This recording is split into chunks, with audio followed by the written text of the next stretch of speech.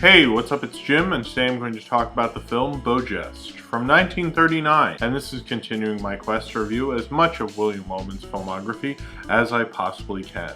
And this is considered one of William Wellman's most famous films, and I guess most well-loved films, and mostly considered one of his greatest films. Beau Geste is an old Hollywood adventure film. It's a lot like two other films released the same year, which are The Four Feathers and Gunga Din. And so much so that there are parts of me that thought parts of Beau Geste were actually parts of The Four Feathers. For some reason I got them a little confused in my mind, but they do feel very similar. It's usually about a group of men going on a kind of an adventure, an epic adventure in a faraway land. These three brothers, the Geste brothers, who have grown up with Lady Brandon, who has adopted the three Geste brothers, as well as her ward, played by Susan Hayward. You meet them as children as they are growing up and playing all together. And then you see them much older, where you have Gary Cooper playing Beau Geste, who I guess is the titular character, Ray Milland, who is playing John, and Robert Preston, who's playing Digby. They have been told for a long time that Lady Brandon has the blue water diamond and that her husband wants it to be sold. And they ask if they can see it. And so they bring it out. And then when he shows them the blue water diamond after getting it from its very secure hiding spot, the lights go out and it disappears. She asks them all to give it up, and of course none of them know where it is. So then when she says, "I'll leave the box that it was in on the table, and tomorrow morning I hope it comes back in the box," the oldest brother, Gary Cooper Beau, disappears in the night and claims he has taken it, and the other brothers kind of leave to go after him to kind of avoid a scandal coming on Lady Brandon. They go off to the Foreign Legion, and boy do they not know what they got into. It starts off as kind of a weird, kind of typical Foreign Legion fantasy, but then kind of becomes more of a darker, serious war picture. A movie like this makes a lot of sense for Wellman because it's a group of guys. He's very good at making films about a group of guys who are friends. And brothers, I think that would work out very well for him. And a group of three brothers works out even better. And a lot of people think of Wellman with two guys who are friends or adversaries, much like in Wings. But his actual World War I experience, it was kind of a group of three guys. So having three brothers makes a lot of sense for kind of Wellman's background. Knowing what I know about Wellman, seeing Beau Geste this time, I was like, oh, that's interesting. Three brothers, those were hidden in his three friends. Eventually, it's just the two brothers, and then later the other brother comes back at the end. But so it kind of just becomes the Wings thing, but not really, because they're not fighting for the affections of Susan Hayward at all. That's only one of the brothers. It still kind of has that male relationship that Wellman does so well, and I think putting that in an adventure film was something that just works kind of perfectly, and Wellman's very good at action. He's also good at showing emotion through action. He's not kind of a director who's going to just do just a typical action sequence and not have it mean anything. I think he really liked to have the action sequence, like the action sequences in Wings, have a lot of emotion in them. The battle scene against the Arabs towards the end of the film have a real somber tone to it, kind of a nightmarish tone to it. I don't really want to give that much away, but it's kind of shocking and very dark. And Wellman had been at war. You really get a sense that he knows that there's battles where everyone can die. This film isn't as happy as I think an fun adventure movie would have you believe. And I think that's kind of the cool thing about Beau Geste, is Wellman brings a certain amount of darkness to this film. These guys went to the Foreign Legion, and it's kind of fun at the beginning, even though the Brian Donalle's character is basically, a huge Russian asshole and is completely torturing them and wants to make their life a living hell. They're still together, they're still laughing, they're still having some sort of fun.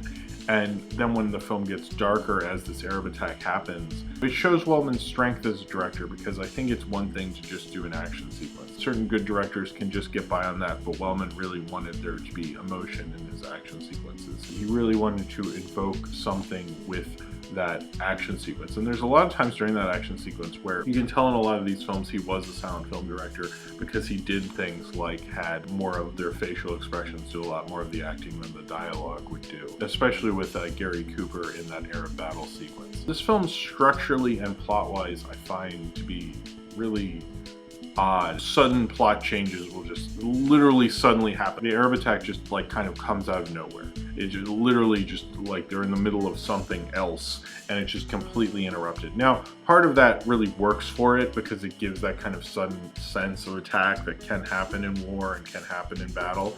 But it does happen too much where we're going on one thing, and then, you know, maybe that's a comment on life or something, but it does kind of hurt the film, I think, a little bit, because you're not given kind of a flow with it. It's not given a natural flow that you're really expecting. It's like suddenly, oh, the Blue Water Diamond's gone. Oh, and now this is happening. Everything kind of just escalates very suddenly, and there's a certain flow about it that's very odd. And Wellman seems to be able to get through all that because, and like I've said a lot of times through a lot of his films, that he's an economical filmmaker and he understands how to have a real through line through, like an epic story, and even a kind of plot that you need an epic through line through. And I think that works with Beau Geste because he has that relationship of the Geste brothers that you can kind of follow as an audience member. If he didn't really have that relationship and had this been about a singular character, now certainly that would have been a different film. But I think the way Wellman weaves the brothers, it's like you can't get this film to work without that relationship. I did think that Wellman's direction in the battle sequence and when they join the French Foreign Legion is very strong. It's kind of an action-adventure idea that really goes into something that I think Wellman is good at. But the beginning part, where they're at the Lady Brandon's house, they're younger, there's a real sense of cynicism to them. Wellman, you know, he's been doing these pre-code films for years. He's been doing these films about hardworking people, and now he's doing this film about these kind of spoiled rich kids who were adopted by this nice lady. It felt like he would really look at them as sissies. Like, I got that impression while watching it, not just because I know a fair amount about him at this point, but also just the way he directed it. I feel like he thought they were like sissy boys. It's like he didn't take those scenes as seriously as all the later scenes. I don't think he could relate to those characters as much, so those parts don't feel as strong to me. It's interesting he worked with Gary Cooper on the Wellman kind of archetype of male relationships that kind of started with Wings, since Gary Cooper had that small role in Wings. It's actually the first film, or one of the only films, to have 4 future Oscar winners in it, with Gary Cooper, Ray Milland, Robert Preston, and Susan Hayward. And Susan Hayward's very beautiful, even though she has a pretty small part. That cool Hollywood action-adventure fantasy about the French Foreign Legion. Although I've seen The Flying Dutchman, the Laurel and Hardy movie, which is also about the French Foreign Legion. I think the French Foreign Legion, not as cool as it once was in the 30s and 40s, certainly. If you can't go anywhere, you need to escape, you can always join the French Foreign Legion, and that kind of fantasy. And Beau Geste definitely falls into that, but I think Wellman was going to do an action-adventure. It had to steep into reality, and since he knew the reality of war, you could really feel like you're more there than a lot of directors could at that time. And even now, he seems to understand the ramifications of war and the toll it can take on you and how it can change your life. I mean, he had injuries from World War I for the rest of his life, like until the day he died. I like Beau Geste. I don't know if I love it as much as everyone else. I think, you know, Frank Thompson, who's a huge Wellman scholar, writes about Wellman all the time, and he made a documentary about the lost remake of Beau Geste, which sounds interesting. I haven't gotten to see it, but he loves Beau Geste, and I can understand it because it's a nice fantasy film, and it's right when Hollywood was kind of